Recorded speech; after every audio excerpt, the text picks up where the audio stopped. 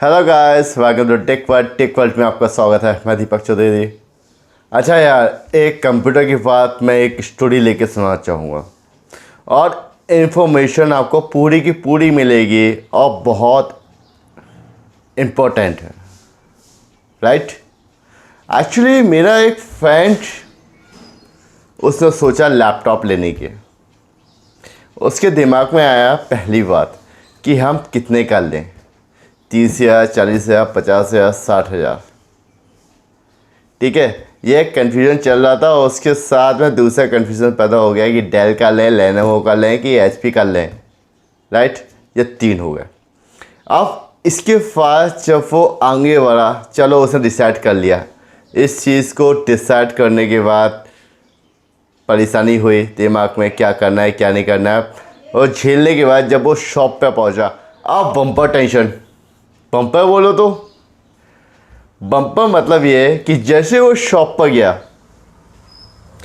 तो shop owner ने पूछा आपको कितने का चाहिए, क्या चाहिए। चलिए इसके बारे में बाद में बात करते हैं। पहले मैं आपको मॉडल दिखाता हूँ। ये 14 इंचेस मॉडल है जिसमें आपको 8 GB रैम मिलेगी, 4 GB graphics card and IP3 generation का ये प्रोसेसर मिलेगा। इसमें सारी चीज़ सही है, लेकिन साथ में HD आपको मिलेगी डिस्प्ले। चलिए कोई बात नहीं, आगे बढ़ा। ये देखिए, ये 50.6 का है जिसमें 16 GB आपको रैम मिलेगी, साथ में 512 GB SSD मिलेगी। इसके साथ में आपको मिलेगा 4 GB ग्राफिक्स कार्ड और इसके साथ में बहुत बड़ी चीज़ मिलेगी, i5 जनरेशन 8 का प्रोसेसर। ऐसे ही वो मॉडल दिखाता गया। इसके बाद एक मॉडल और दिखाया जो 19 इंचेस का था। 19 इंचेस में इसने ये बताया कि इसकी अल्ट्रा HD डिस्प्ले है, पहली चीज़। दूसरी चीज़, इसमें 16 GB रैम मिलेगी। तीसरी चीज़, इसमें 4 GB ग्राफिक्स कार्ड मिलेगा। चौथी चीज़, इसमें कोर i7 जनरेशन 11 मिलेगी। अब यार ये सुनने में बड़ा अच्छा लगता है, लेकिन हमें ये नहीं पता कोर किसे कहते हैं, i5, i3, i7, i11 किसे कहते हैं, फिर उसके बाद जनरेशन किसे कहते हैं, रैम किसे कहते हैं, रैम का इस्तेमाल क्या होता है, ग्राफिक्स कार्ड का यूज़ क्या होता है, क्या इस्तेमाल होता है, ये सारी चीज़ें हमें नहीं पता और हम लैपटॉप लेने पहुंच जाते हैं। हम स्टार्टिंग करते हैं पहली चीज़ से। पहली चीज़ से कोर i7, मतलब कोर का मतलब क्या है, राइट। आपको याद होगा कि पहले पेंटियम 4, पेंटियम 3, पेंटियम 2 चलते थे। अब कंपनी वालों ने सोचा कि इससे भी अपडेट किया जाए, अपग्रेड किया जाए। अपग्रेड क्या करेंगे कि एक ही मदरबोर्ड में 2 प्रोसेसर लगा देंगे, राइट। 2 प्रोसेसर भी लगा दिए। लगाने के बाद स्पीड तो हाई हो गई, लेकिन अब दिक्कत ये आने लगी कि 2 प्रोसेसर लगाने के बाद मदरबोर्ड का रेट कुछ ज़्यादा ही हाई हो गया। अब क्या करें? फिर इन लोगों ने दिमाग लगाया, क्यों ना हम 2 प्रोसेसर का काम एक प्रोसेसर ही करे, ऐसा हम बनाते हैं। तो उन्होंने बनाया, बनाने के बाद उसको कोर दिया, उसका नाम कोर। मतलब एक प्रोसेसर 2 प्रोसेसर के बराबर काम कर रहा है, परफॉर्मेंस कर रहा है, स्पीड दे रहा है, सब कुछ दे रहा है और वो रेट भी कम पड़ रहा है। चलिए यहाँ तक पहुँच गए। इसके बाद i5, i7, i9, i11 ऐसे एक्सेट्रा बहुत बढ़ गए हैं। अब इस चीज़ में कैसे फाइंड किया जाए कि हमें क्या लेना है और ये चीज़ क्या है। सबसे बड़ी चीज़ है कि ये चीज़ क्या है। अब हम इसके बारे में बात करते हैं। i3 एक प्रोसेसर है, वो तो आपको पता ही है, प्रोसेसर का नाम है। अब इसमें क्या होता है कि इतनी पावर नहीं होती है जितनी हमें चाहिए। मतलब जब हम हैवी टास्क यूज़ करते हैं, हैवी गेम यूज़ करते हैं या वीडियो एडिटिंग करते हैं, एनी चीज़, एनी अदर बड़े बड़े सॉफ्टवेयर में काम करते हैं, तब हमें पीसी की ताकत चाहिए। पीसी की ताकत चाहिए यानी प्रोसेसर की ताकत चाहिए, प्रोसेसर की ताकत चाहिए यानी कि उसमें जो ताकत है ना, दम, वो चाहिए। अब हम i3 की बात करें, i3 का यूज़ क्या है। i3 का यूज़ हम इंटरनेट सर्फिंग करते हैं, एक लैपटॉप हम लेना चाहते हैं और उसमें हम क्या क्या करना चाहते हैं, अपने आप से पूछेंगे। अगर आप इंटरनेट सर्फिंग करना चाहते हैं, हल्का फुल्का गेम खेलना चाहते हैं, हल्का फुल्का सॉफ्टवेयर में काम करना चाहते हैं, तो i3 is best. Come price में आपकी ज़रूरतें पूरी कर देगा i3। i5 की बात करें, i5 हालांकि i3 से बेटर है ना। अब इसके बाद अपन जनरेशन की बात करेंगे, जनरेशन क्या होती है क्या नहीं होती है। i3 के बाद i5 उससे कहीं ज़्यादा बेटर है।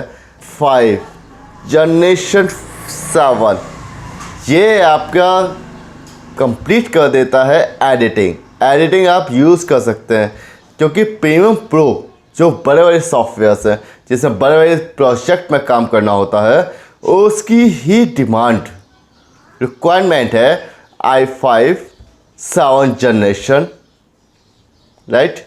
ये स्टार्टिंग है, लेकिन आप i3 में भी फिल्मोरा यूज़ कर सकते हैं, चलेगा, मना नहीं करेगा, लेकिन वो मज़ा नहीं आएगा, है ना। बाकी सब आपके ऊपर है।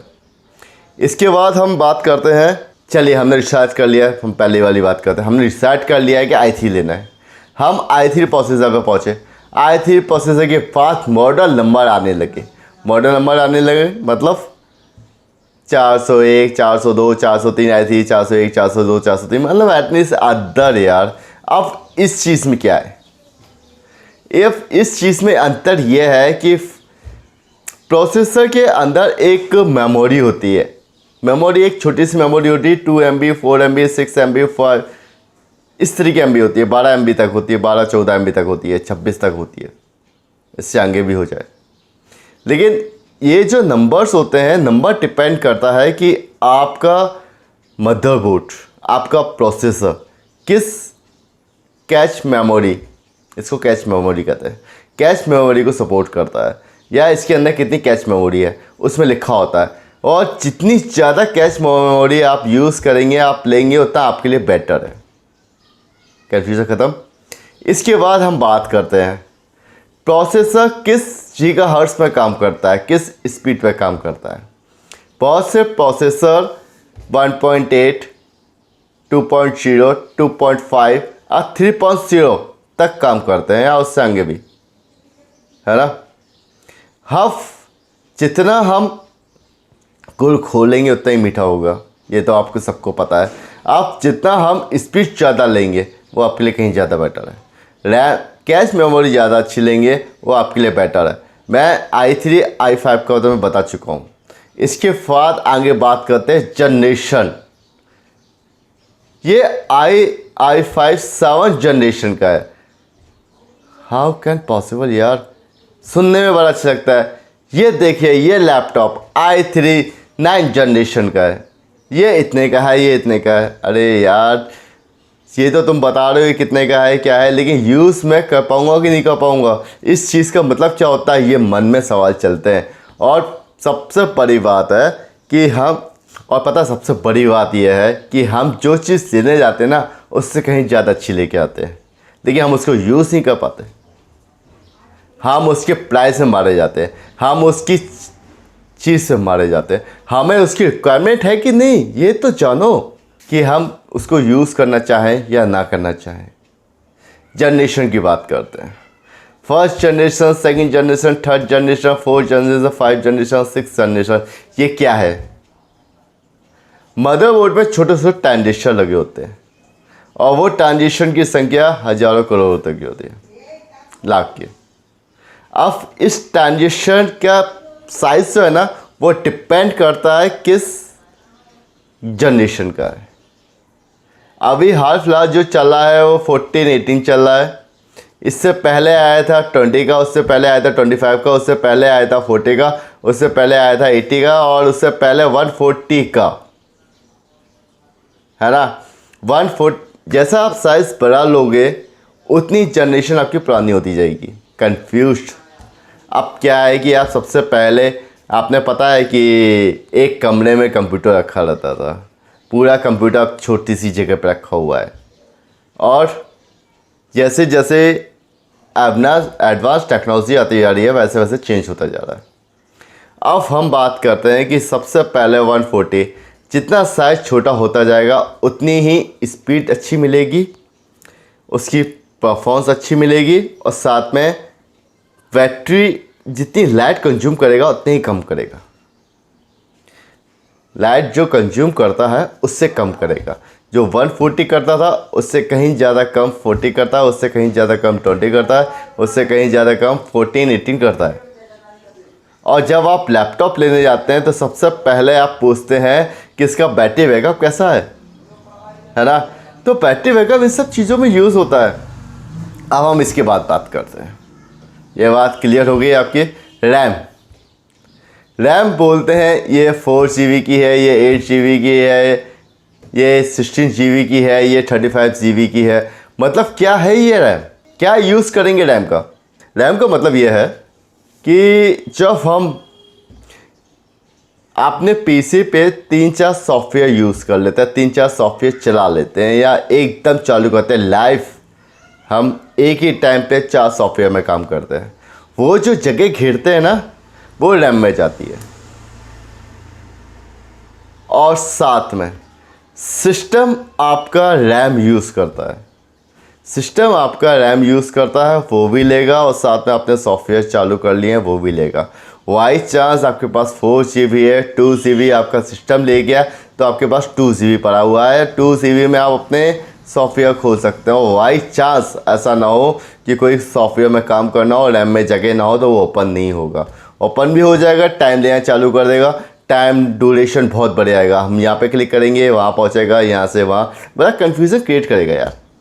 तो रैम जितनी बेटर ज़्यादा हो उतना कहीं ज़्यादा अच्छा है।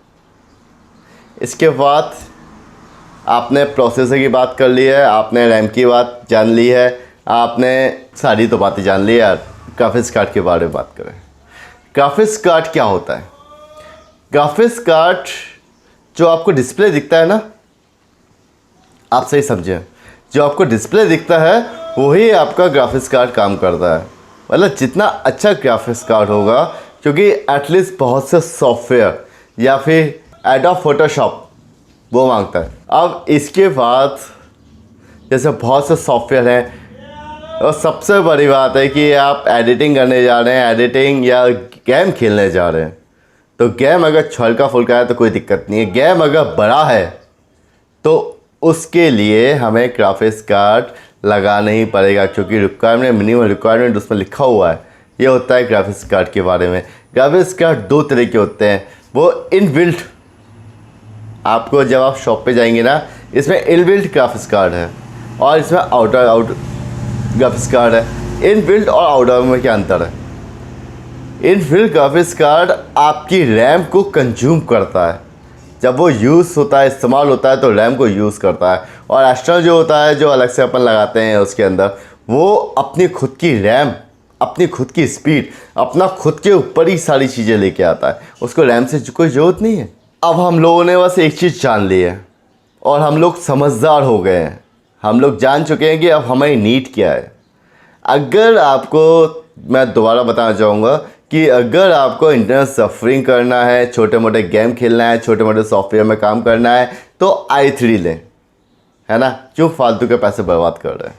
बड़ी चीज़ आने के बाद भी आप उसको यूज़ नहीं कर पाएंगे तो कोई मतलब नहीं है। एडिटिंग कर रहे हैं, थोड़े बड़े गेम खेल रहे हैं, ज़्यादा बड़े गेम खेलते हैं, और उसकी में भी आपको डिस्प्ले बड़ी चाहिए, ये चाहिए, तो आप i5 minimum 7 generation, minimum 4 GB and graphics card, और साथ में रैम कम से कम 16 GB हो, तो आपका लैपटॉप एक तरीके से एडिटिंग करने के लिए यूज़ होगा।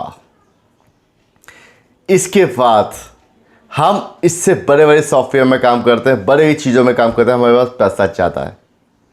आप गौर कीजिएगा, हमारे पास पैसा ज़्यादा है। i7 लेते हैं, i8 लेते हैं, i9 लेते हैं, सब कुछ ना कुछ तो ले सकते हैं यार, कुछ भी ले सकते हैं। राइट। तो अब आपका कन्फ्यूज़न ख़त्म हो चुका है और सामने वाला शॉपकीपर आपको बेवकूफ़ नहीं बनाएगा। दूसरी चीज़, फ्री फंड का है यार, सिर्फ एक क्लिक ही करना है लाइक पर, शेयर पर, सब्सक्राइब पर, और साथ में बेल आइकन पे पुट करें क्योंकि ऐसे वीडियो आपके पास लगातार आते रहें।